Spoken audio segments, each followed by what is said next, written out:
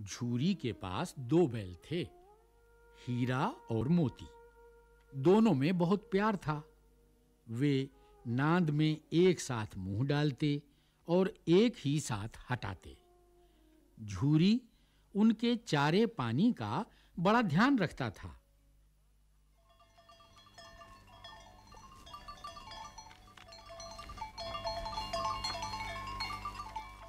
वह कभी भूल कर भी उन्हें मारता पीटता नहीं था। पशु भी प्यार का भूखा होता है। वे भी झूरी को बहुत चाहते थे। झूरी की पत्नी का भाई गया एक बार हीरा और मोती को कुछ दिन के लिए अपने गांव ले जाने लगा। बैलों को बड़ा आश्चर्य हुआ कि वह उन्हें क्यों और कहां लिए जाता है। रास्ते में उन्होंने उसे बहुत तंग किया। मोती बाएं भागता तो हीरा दाएं। इस पर गया ने उन्हें बहुत पीटा।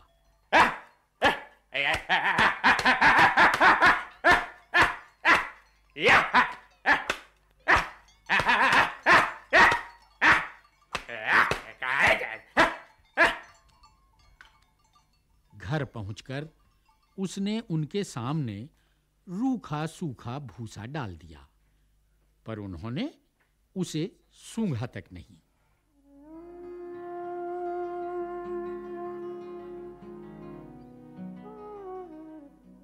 रात होने पर दोनों बैलों ने वहां से भाग जाने का निश्चय किया। उन्होंने जोर लगाकर रस्सियां तोड़ डाली और भाग निकले। सुबह होने पर जब झूरी ने उन्हें थान पर खड़े देखा तो वह सब कुछ समझ गया और प्यार से उन पर हाथ फेरने लगा। परंतु झूरी की पत्नी उन्हें देखकर जल भुन गई। उसने उनके सामने रूखा सूखा भूसा डाल दिया, फिर भी वे खुश थे। अगले दिन गया फिर आया। इस बार वह उन्हें गाड़ी में जोत कर ले चला। रास्ते में मोती ने चाहा कि गाड़ी गड्ढे में ढकेल दे, पर हीरा समझदार था। उसने गाड़ी संभाल ली। जैसे तैसे गया घर पहुंचा। अब गया ने उनसे बड़ा सख्त काम लेना शुरू किया।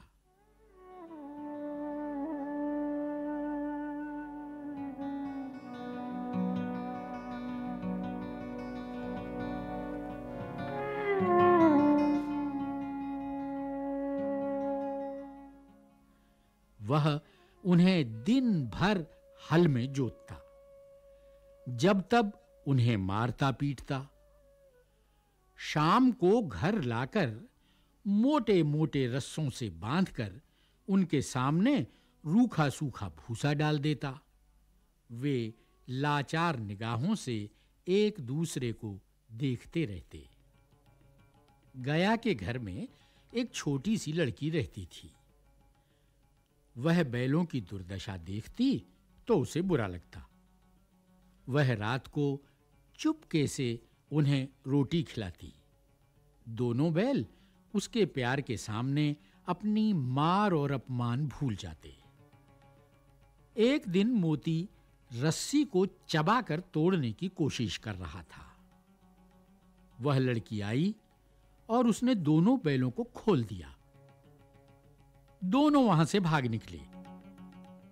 थोड़ी देर बाद जब गया को पता चला तो वह भी उनके पीछे दौड़ा, पर उन्हें पकड़ न सका।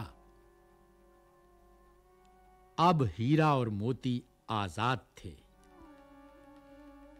रास्ते में उन्हें एक सांड मिला। वह उनकी ओर लपका तो हीरा मोती के होश उड़ गए। भागना बेकार था, इसलिए दोनों ने साहस से काम लिया। सांड ने आकर हीरा पर वार किया तो मोती ने उस पर पीछे से सींगों से चोट की।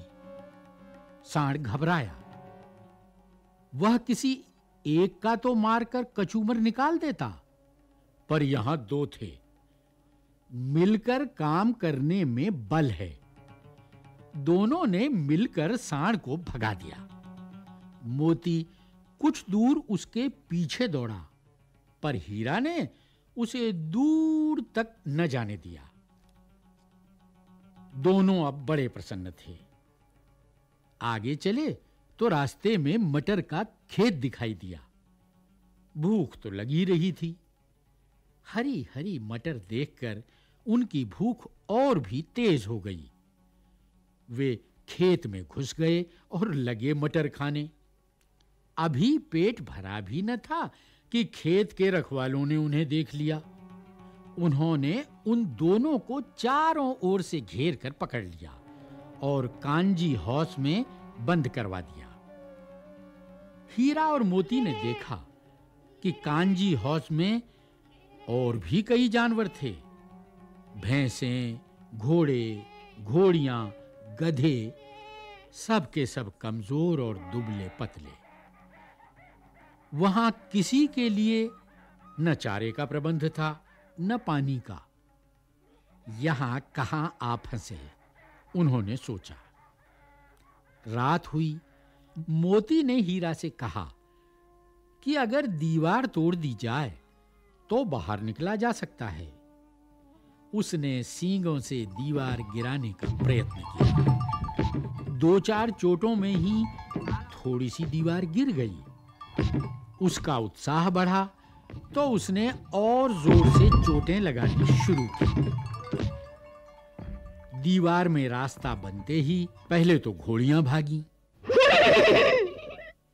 फिर भैंसें और बकरियां। मोती ने गधों को भी सींग मार-मार कर भगा दिया। उसने हीरा से भी भाग चलने को कहा, पर हीरा ने मना कर दिया। सुबह होने पर कांजी हाउस वालों ने देखा तो उन्हें बड़ा आश्चर्य हुआ।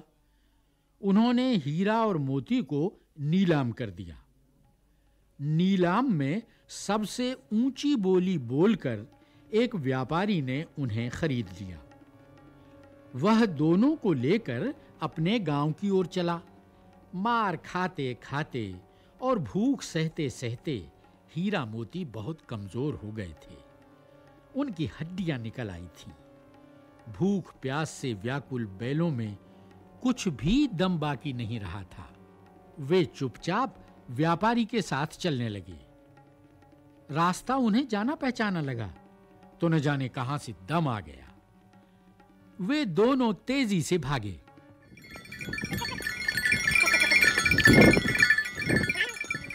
आगे आगे दोनों बैल, पीछे पीछे व्यापारी। पर जब तक वह उन्हें पकड़े तब तक दोनों बैल अपने घर पहुंच चुके थे। बैलों को देखकर झूरी को बड़ी खुशी हुई। वह उनसे लिपट गया। इतने में व्यापारी भी वहां आ पहुंचा और उन्हें मांगने लगा। मोती ने आव देखा न ताव वह व्यापारी पर झपटा। व्यापारी जान बचाकर वहां से भागा। झूरी की पत्नी भी भीतर से दौड़ी-दौड़ी आई। उसने दोनों बैलों के माथे चूम लिए।